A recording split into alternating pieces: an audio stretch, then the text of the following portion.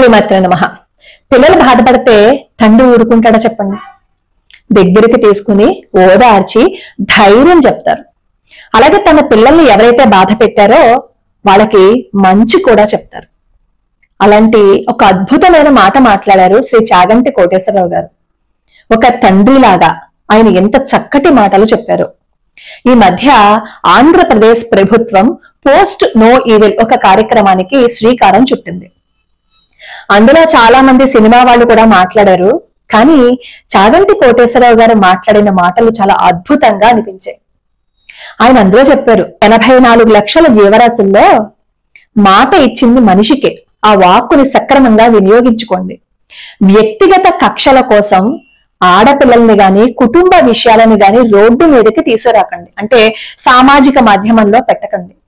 మనం ఎదుటివాడిని ఏదైతే బాధ పెడతామో, ఎదుటివాడి మీద ఏదైతే కక్ష తీర్చుకోవాలి అని అనుకుంటామో అది తిరిగి మనకి చేస్తే మన పరిస్థితి ఏంటి అని ఆలోచించి మీరు ఏదైనా పోస్టులు పెట్టండి అన్నారు.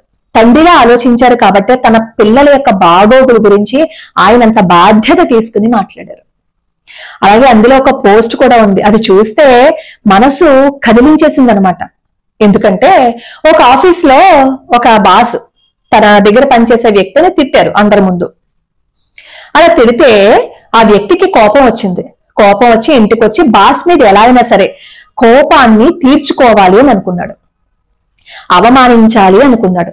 అలా అనుకుని ఇంటికి వచ్చి ఈ బాస్ కు సంబంధించిన ఏదో ఛానల్ ఉందనుకుంటాను, ఆ ఛానల్ ఓపెన్ చేసి అందులో ఈ బాస్ తో పాటు కూతురు ఉంటే కూతురు గురించి అసహ్యకరంగా పోస్ట్ పెట్టాలని అనుకున్నట్టున్నాడు. ఎందుకంటే తను కదిపిన మౌసు కూతురు దగ్గరికి వెళ్ళింది. అప్పుడు ఈ వ్యక్తి కూతురు ఎవరైతే పోస్ట్ అసహ్యంగా పెట్టాలని అనుకున్నాడో ఆ వ్యక్తి కూతురు వచ్చి, నాన్న రాజు తప్పు చేస్తే కూతురికి ఎందుకు నాన్న శిక్ష విధించారు, కూతురుని ఎందుకు నాన్న ఎత్తుకెళ్ళిపోయారు అని అడిగింది. అప్పుడు ఆలోచించాడు. కాస్త జ్ఞానం ఉన్నవాడు కాబట్టి ఆలోచించి తను చేసే పనిని అక్కడ ఆపేశాడు. ఎంత అద్భుతంగా ఆ వీడియోని తయారు చేసి అక్కడ పెట్టారో కదా. వాళ్ళు ఏదైతే ఆ వీడియోని పెట్టారో నిజంగా అలాగే కదా జరుగుతున్నాయి. ఇంకొకరి వ్యక్తిగత విషయాల్లోకి మనం జోక్యం చేసుకుంటాం. నిజంగా ఎవరైనా ఒక మాట మాట్లాడవలసి వస్తే శాస్త్రపరంగా చర్చ చేయాలి, విషయపరంగా మాట్లాడాలి. అది మానేసి వ్యూస్ పెంచుకోవటం కోసమో లేదు అంటే మన ప్రోపగాండా పెంచుకోవటం కోసమో ఇంకొక వ్యక్తి గురించి అసహ్యంగా మాట్లాడకూడదు కదా. కానీ ఇప్పుడు సామాజిక మాధ్యమంలో జరుగుతున్నది అదే. వ్యక్తిగత దూషణ, ఆడవాళ్ళని అసహ్యంగా మాట్లాడడం, కుటుంబ విషయాలు బయటకు పెట్టి అత్యంత అసహ్యంగా ఇంకొక మనిషి మీద మనం బురద జల్లడం. ఈ పోస్ట్ నో ఈవిల్ కి సంబంధించింది ఏదైతే ప్రోగ్రామ్ ఉందో దాంట్లో వాళ్ళు చెప్తున్నది అదే. సామాజిక మాధ్యమాన్ని మంచి కోసం ఉపయోగించుకోండి. వ్యక్తిగత కక్షలతోటి వ్యక్తిగతంగా దూషణ చేయకండి అని. ఈ మధ్య ఒక వీడియో చూశాను. ఆ వీడియోలో ఒక వ్యక్తి పాట పాడుతున్నాడు స్టేజ్ మీద. ఆ పాట పాడుతున్నప్పుడు ఆ స్టేజ్ కింద ఆడియన్స్ ఉంటారు కదా, అందులో ఒక అమ్మాయి ఆ పాటకి కనెక్ట్ అయిపోయి ఏడ్చేసింది అనమాట. అలా ఏడ్చిన అమ్మాయిని పట్టుకుని నెల రోజుల పాటు ఎంతమంది ఛానల్స్ ఆ అమ్మాయిని ట్రోల్ చేశారు. అసలు ఆ అమ్మాయి గురించి ఎవరికైనా తెలుసా? ఆ అమ్మాయి కుటుంబ పరిస్థితులు ఏంటో తెలుసా? ఆ అమ్మాయి యొక్క మానసిక స్థితి ఏంటో తెలుసా? ఇవేవీ తెలియకుండా ఆ పాటకి అమ్మాయి కనెక్ట్ అయ్యి ఏడ్చిందని నీకు అంతుందా ఇంతుందా అని చెప్పి ట్రోల్స్ చేశారు. అంటే ఆ ట్రోల్స్ చేసిన వాళ్ళ సంస్కారం ఏంటో ఒకసారి ఆలోచించండి. ఆ పిల్ల ఏ మానసిక స్థితిలో ఉందో, ఏది గుర్తుకొచ్చిందో, ఏ బాధ పడుతోందో ఇవేమీ అక్కర్లేదు. మన వ్యూస్ కోసం ఇంకొకరిని బాధ పెట్టాలి, అందుకే వీడియోలు చేసి పాడేశారు. ఎంతమంది వీడియోలు చేసి పెట్టారో. ఆ వీడియోస్ కింద అమ్మాయి గురించి పెట్టిన కామెంట్లు ఎంత అసహ్యంగా పెట్టారో. అదేనా మన సంస్కారం?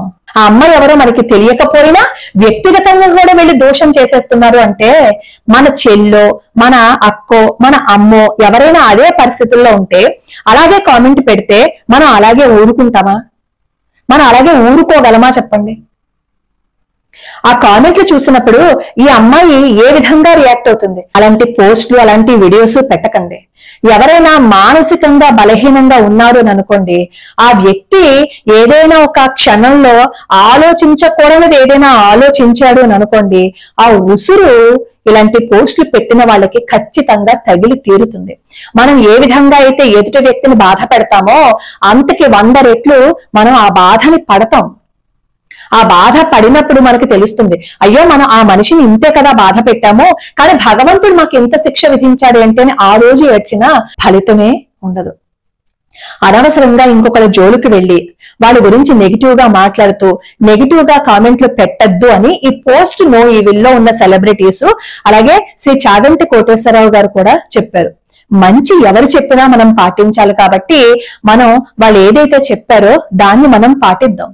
పోస్ట్ నో ఈవిల్ అనే కార్యక్రమం ఒక సామాజిక స్పృహను తీసుకొచ్చే కార్యక్రమం. మనం నెగిటివ్ ని మాట్లాడుకుంటూ వెళ్ళిపోయి నెగిటివ్ ని వింటూ ఇంకొక వ్యక్తి గురించి నెగిటివ్ గా మాట్లాడుతూ ఉంటే మన జీవితం కూడా నెగిటివ్ గానే మారిపోతుంది. మనం ఎప్పుడూ మంచిని మాట్లాడుతూ పాజిటివ్ గా ఉన్నాము అని అనుకోండి, మన జీవితం కూడా పాజిటివ్ గా ఉంటుంది. అలాగే ప్రభుత్వం కూడా దీన్ని పోస్ట్ రూపంలో మాత్రమే కాకుండా ఇంకా ఏం చేయొచ్చు, వ్యక్తిగత దోషంగా చేస్తున్న వాళ్ళ మీద మనం ఇంకేం చేయొచ్చు, ఆడపిల్లల్ని బాధ పెడుతున్న వాళ్ళ మీద ఇంకేం చేయొచ్చు అనేది కూడా ఒకసారి ఆలోచించండి. ఈ మధ్యనే హైకోర్టు కూడా చెప్పింది, అసభ్యకరమైన పోస్టులు గాని అసభ్యకరమైన వీడియోలు గాని పెడితే కఠిన శిక్షలు తప్పవు అని. ఎవరైనా మౌనంగా ఉన్నారు అంటే అది చేతకానితనంగా తీసుకుని ఇంకా అసహ్యకరమైన పోస్టులు పెడుతున్నారనుకోండి, సహనానికి కూడా ఒక హద్దు ఉంటుంది అనేది మనం మర్చిపోకూడదు. లోకా సమస్త సుఖినో భవంతు, సర్వే జనా సుఖినో భవంతు.